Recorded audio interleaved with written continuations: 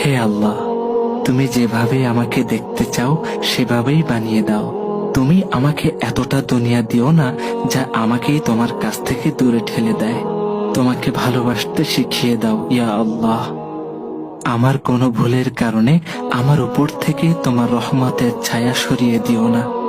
আমার উপর রাজি না হয়ে তুমি আমাকে দুনিয়া থেকে নিও না আল্লাহ।